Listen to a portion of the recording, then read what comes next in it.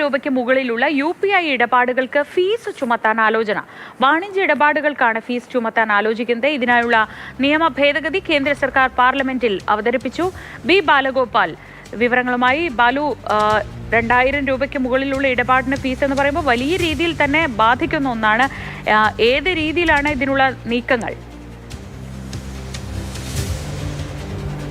ശ്രീജ, ഇത് വലിയ തോതിൽ ബാധിക്കില്ല എന്നാണ് കേന്ദ്ര സർക്കാർ വ്യക്തമാക്കുന്നത്. കഴിഞ്ഞ ദിവസം ഈ പാർലമെന്റിൽ അവതരിപ്പിച്ച the taxation and other laws അമെൻമെന്റ് ബില്ലിലാണ് ഈ UPI ഇടപാടുകൾക്ക് 2000 രൂപയ്ക്ക് മുകളിലുള്ള ബിസിനസ് കാര്യങ്ങൾക്കും വാണിജ്യ കാര്യങ്ങൾക്കും ഉപയോഗിക്കുന്ന UPI ഇടപാടുകൾക്ക് ഈ ഫീസ് ഈടാക്കുന്നതിനുള്ള ഒരു വ്യവസ്ഥ ഏർപ്പെടുത്തുന്നത്. അതായത് നിലവിൽ UPI ഇടപാടുകൾക്ക് ഈ മെർച്ചന്റ് ഡിസ്കൗണ്ട് റേറ്റ് അഥവാ MDR ഏർപ്പെടുത്തുന്നതിന് വിലക്കുണ്ട്.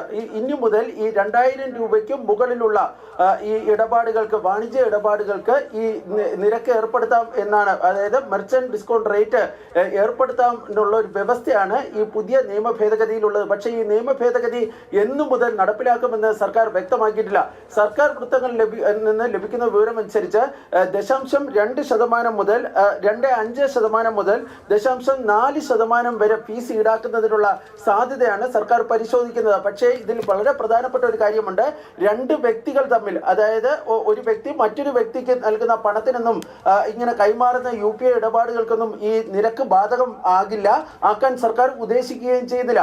മറിച്ച് ഈ 2000 രൂപയ്ക്ക് മുകളിലുള്ള ഈ സാധനങ്ങളൊക്കെ വാങ്ങുമ്പോൾ അല്ലെങ്കിൽ മറ്റേതെങ്കിലും തരത്തിലുള്ള വാണിജ്യ ഇടപാടുകൾ നടത്തുമ്പോഴായിരിക്കും ഈ MDR ഈടാക്കുന്നതിനുള്ള കാര്യം ഇപ്പോൾ സർക്കാർ പരിഗണിക്കുന്നത്. അതിൽ തന്നെ ഒരു ഉയർന്ന കട്ട് ഓഫ് ഏർപ്പെടുത്തുവാനും ഇപ്പോൾ സർക്കാർ ആലോചിക്കുകയും ചെയ്യുന്നുണ്ട്. ഞാൻ നേരത്തെ സൂചിപ്പിച്ചതുപോലെ തന്നെ ഇത് എപ്പോൾ മുതൽ നടപ്പിലാക്കുമെന്ന് സർക്കാർ വ്യക്തമാക്കിയിട്ടില്ല. പക്ഷേ ഇതിന്റെ ഈ നിയമ ഭേദഗതി പാർലമെന്റിൽ അവതരിപ്പിച്ചിട്ടുണ്ട്. അതിന് പാസാക്കിയതിനു ശേഷം നിയമമാകുമ്പോഴായിരിക്കും ഇത് നടപ്പിലാക്കാൻ വേണ്ടി സർക്കാർ പോകുന്നത്.